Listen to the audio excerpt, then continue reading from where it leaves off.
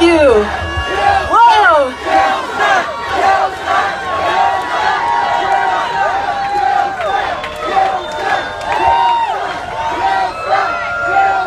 Can we hear it for Melina Abdullah, this amazing inspiration, this pillar of courage? This is what democracy looks like. And hello, LA! You are what democracy looks like. Are you ready to make history, LA? Well, you are making history, as you know. You are standing up to the LAPD, the most violent police department that has killed more people than any. You are standing up. You encamped for months on the steps of the LA City Hall to say that it is time to fire Charlie Beck. Thank you. As San Francisco stood up to say it was time to fire their police commissioner, and New York did the same thing. Because when we stand up, we do have the power. Like the people at Standing Rock, who are standing up and standing together. And they are really showing the way for us all, because they're not just standing up for their human rights. They're standing up for all of our human rights. They're not just standing up for their right to protest without being attacked by attack dogs and pepper spray. They're standing up for the right of all of us to stand up for redress of grievances, to assert our First Amendment rights. They are standing up not just for their water supply, but the water that feeds 17 million people downstream from them. And they're not just standing up for their climate, they're standing up for the climate we all depend on. So we say no to the DAPL pipeline. We say no to any new pipeline. Not one more pipeline. Because we cannot afford a single addition. We need to be taking down our pipelines and our fossil fuel infrastructure, not adding to new ones. Because the climate science is telling us. Anybody know about Jim Hansen, the foremost climate scientist out there? He hasn't been wrong yet. And what he's saying now is that we have maybe till 2050 or 2060, as soon as that date, we could see as much as 10 or 20 or 30 feet of sea level rise, which means goodbye to all our coastal cities and our coastal population centers, like the island of Manhattan and the state of New York and cities around the Gulf Coast and the country of Bangladesh. So we cannot go there. So the indigenous people are standing up, as we all must stand up, with the courage of our convictions. And the ones that they should be issuing the arrest warrant to is not to the indigenous leaders, not to myself, not to Amy Goodman, but to the CEOs of the Dakota Access Pipeline. They are the true vandals here, vandalizing our climate, our water supply, and indigenous burial grounds. That's where the arrest warrants should be. And it's for all of us to be standing up, not only for the climate, not only for Black Lives Matter, not only for the peace that we deserve, but for all the issues of justice, for climate justice, worker justice, LGBT justice, for student justice. And I want to thank especially all the people here that rose up as part of the Bernie Sanders revolution. I want to thank you from the bottom of my heart for standing up. You know, it was almost like the emperor's new clothes. Because when you stood up, we suddenly discovered that all of America agreed with you, except for the Democratic Party, who was very busy sabotaging Bernie's campaign. And it wasn't the first time, because the Democratic Party has a kill switch for progressive candidates. They did the same thing to Dennis Kucinich when they redistricted him and got him out of Congress altogether. They did the same thing to Howard Dean. Do you remember the Dean Scream, which was how they got rid of a peace candidate? And they did the same thing to Jesse Jackson, who stood up with an incredibly powerful, principled campaign with all the power of the civil rights movement behind him. And they launched a smear campaign against Jesse Jackson as well, and basically took him out of contention. So what Bernie Sanders taught us, and I think we owe him such a debt of gratitude, what he taught us is how powerful we are, that it is not a man, it's a movement, and that we cannot have a revolutionary campaign inside of a counter-revolutionary party. We need a revolutionary party. We need the Green Party. And I want to also give a big thank you to all the Greens who are here, who've been working to build this vehicle that we now so badly need. So many Greens have been ahead of the curve, but that curve has caught up to us, and we are now burning green together, and we are unstoppable together. So we are in this incredible historic moment right now. Historic because we have never seen a crisis like what we are seeing, of the climate, of peace, of justice, of our economy, of racial justice. We have never seen a crisis like this of our democracy, which has been hijacked by big money and by the power of the two political parties funded by Wall Street, by the predatory banks, by the fossil fuel giants, by the war profiteers. We say we don't need those corporate political parties.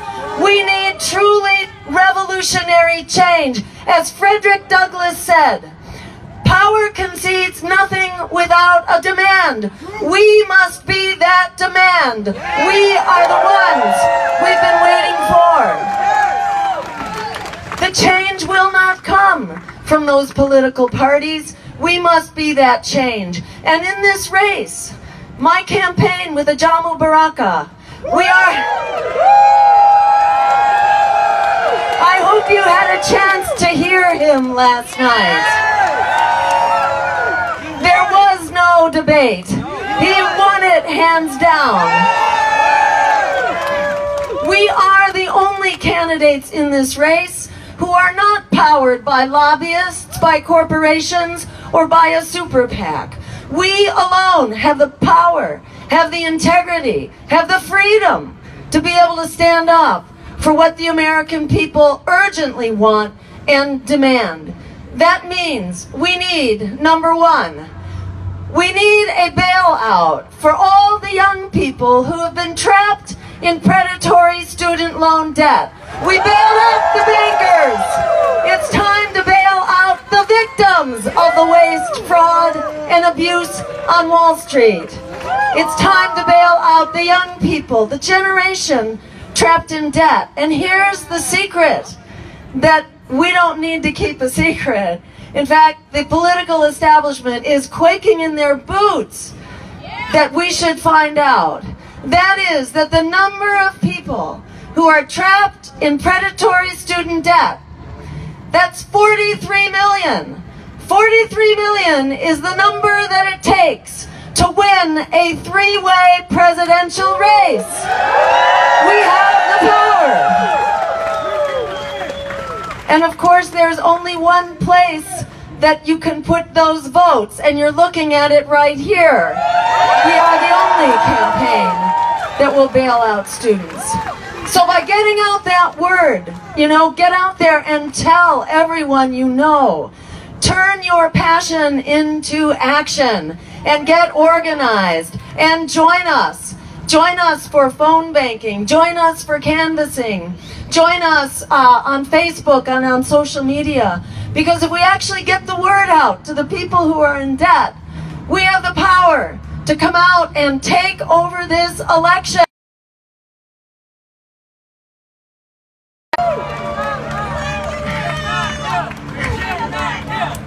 And that means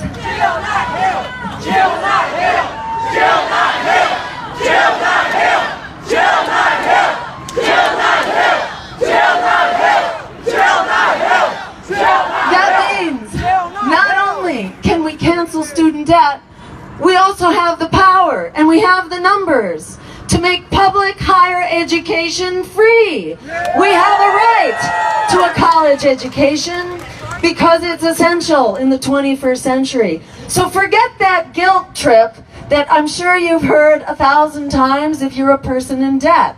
Because it was Wall Street that tore up that contract. So why should you be left holding the bag? It's time to cancel that contract. Bankers, you know, who crashed the economy for $16 trillion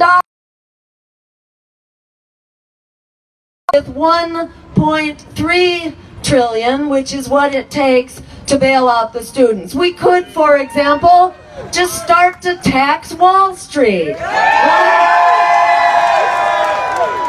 Let's tax Wall Street to bail out the victims of Wall Street. That would be divine justice for you. And we know that we have the dollars to make higher education free from the GI Bill, right? Because for every dollar we put in, we get $7 in return. It pays for itself many times.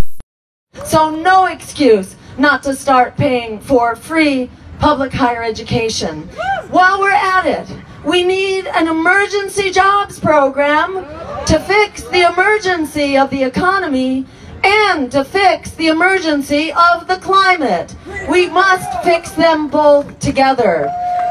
And we call for 100% clean renewable energy, not at the end of the century, not at the middle of the century, but in 15 years. By 2030, we need to zero out fossil fuels.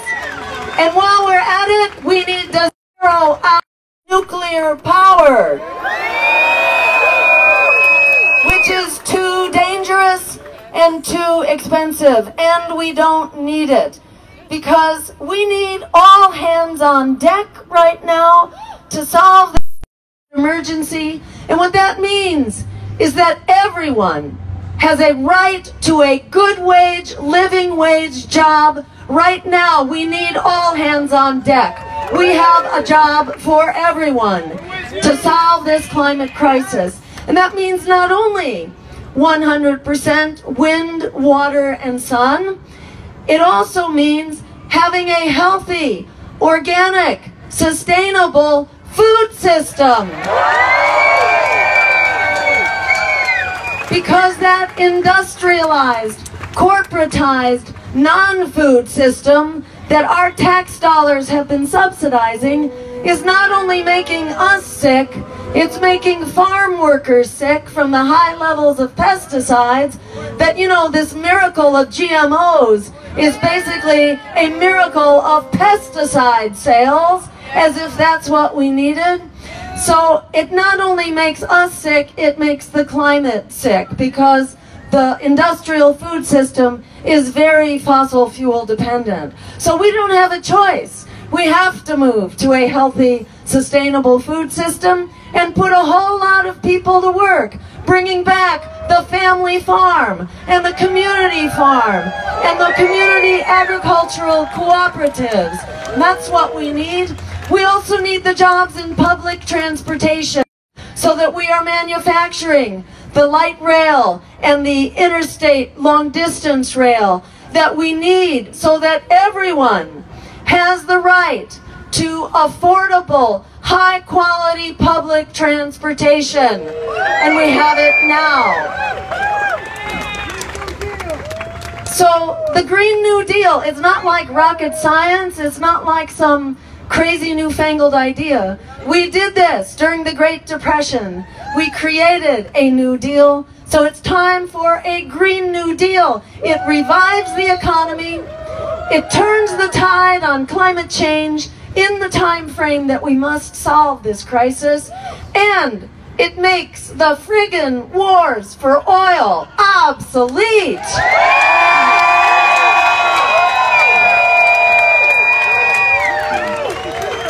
Green New Deal! Green New Deal! Green New Deal! Green New Deal! You got it. You got it. And while we're at it, we can also have health care as a human right for everyone through Medicare for all. It doesn't cost us any more money. It simply means we put our health care dollars actually into health care, not into bureaucracy, red tape, and profiteering. We need a health care system for people, not for profit. We also need a welcoming path to citizenship for the immigrants who have always been at the heart of our economies, our community, and our culture. And we say, not only do we need a welcoming path, but to solve the crisis of immigration, the most important thing we can do is to stop causing the crisis of migration to start with. That is, we need to go back to the drawing boards on NAFTA, which put millions of farmers out of work south of the border. We need to go back to the drawing boards on this war on drugs and say, drug use is a health issue, not a criminal issue. Because the violence of that war on drugs is not only terrorizing people here in this country, but in Mexico it's really bad. In the last 5 or 6 years, over 100,000 people killed as part of this war on drugs. And the other thing we need to do is to stop overturning other countries' democracies and to stop destabilizing other governments. Look at Honduras, where Hillary Clinton gave the thumbs up to that military coup, which has caused tens of thousands of people to flee to this country where she says, no, don't let them in. Send them back to the rape, to the murder, to the violence that she helped lead the way to. So we say to Donald Trump, we don't need your friggin' wall.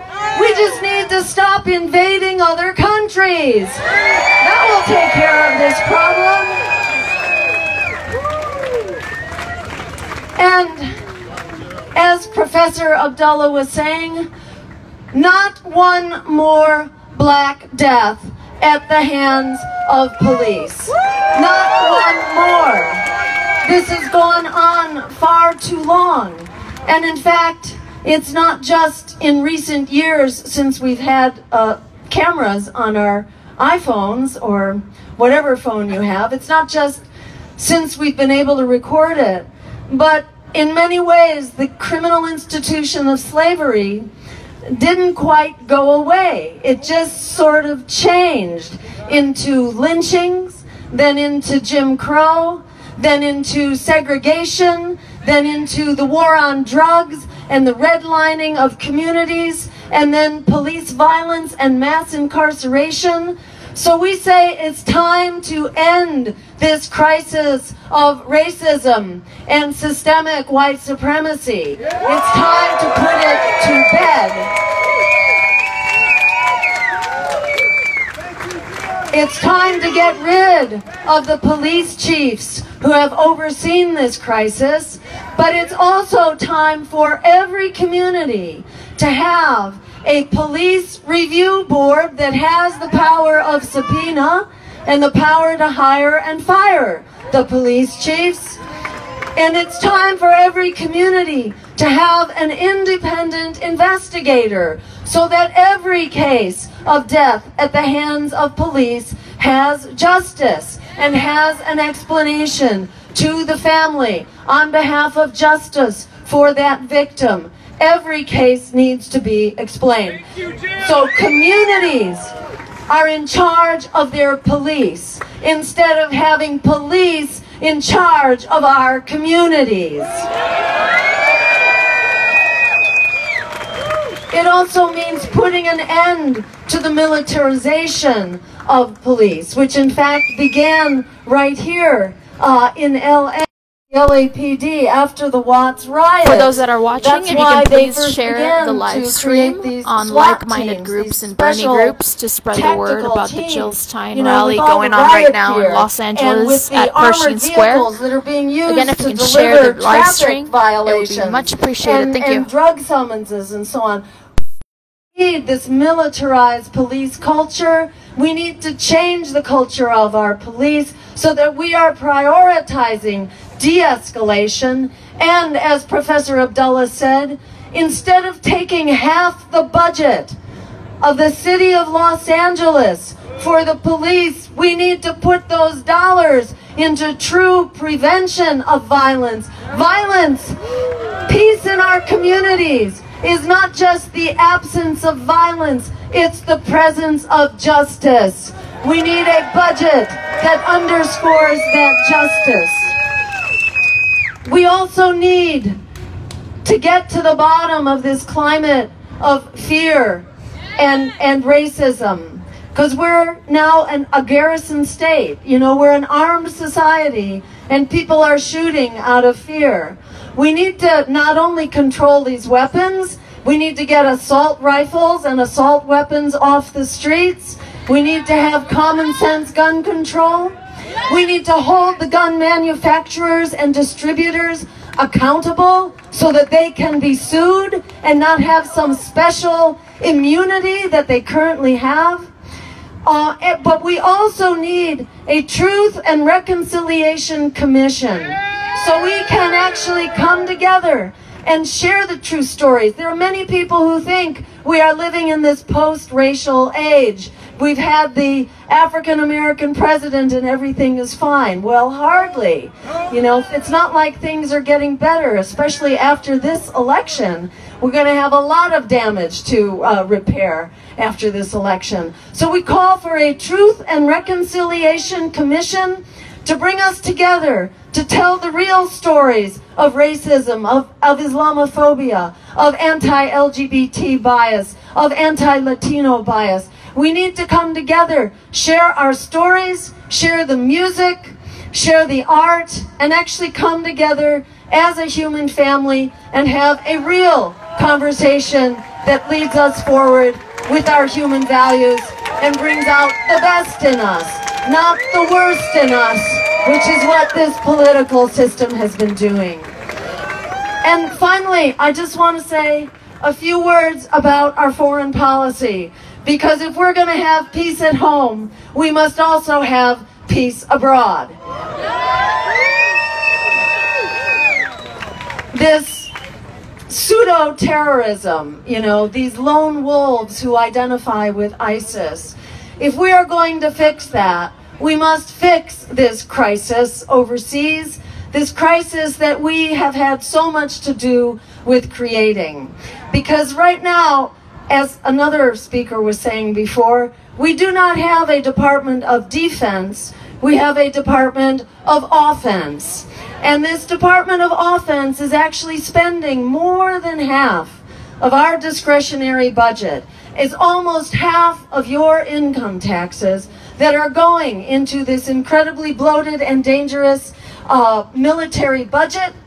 The wars that we're fighting are not making us more secure, they are making us less secure. They have created failed states, mass refugee migrations, and worse terrorist threats. It's not getting better, Hillary Clinton and Donald Trump. Doing more of the same is not going to fix this. We call for a new offensive in the Middle East. It's called a peace offensive in the Middle East. And it starts with a weapons embargo. Since we are supplying the majority of weapons, basically to all sides, in effect, we can be very powerful in starting this weapons embargo and bringing Russia and other countries in on it too, because all of us are being bankrupted by these military budgets, being thrust into the worst crisis that any of us have ever faced, which is the crisis of climate change. Instead of fighting wars for oil, we can make these wars obsolete by using our resources instead in order to green our economies. We can demilitarize our budgets and fight our most threatening danger out there by greening our energy systems, our food systems, and our transportation. And we can lead the way in initiating that as a new focus of international dialogue and agreement. That's the kind of agreement we need. Yes, Paris was a good idea. However, Paris is not going to get us there. It's a voluntary agreement that still does not even aim for a goal that would control the climate crisis. And while our fearless misleaders, actually, while they were negotiating this treaty, what were they doing here at home? They were repealing the ban on fossil fuel exports. So with one hand, they were praising themselves for this great achievement, but with the other hand, they were very busy undermining that treaty at the very same moment. So we need a new way forward. We can have an America and a world that actually works for all of us. A world that puts people, planet, and peace over profit. If we're going to get that world, we have to stand up for that world and vote for that world. The political parties that are funded by the war profiteers and the fossil fuel giants, they are not going to hand us that world on a silver platter. We know that both Donald Trump and Hillary Clinton are not going to solve the crisis of war. They're only going to create more war. They are not going to solve the crisis of climate change. Yeah, Donald Trump doesn't believe in climate. Hillary says she does. But what they both do is going to destroy the climate. It doesn't matter what you believe. It matters what you do. And fracking is not going to fix it for us. The Democratic Party could not even pretend to oppose fracking. They would not adopt that plank in their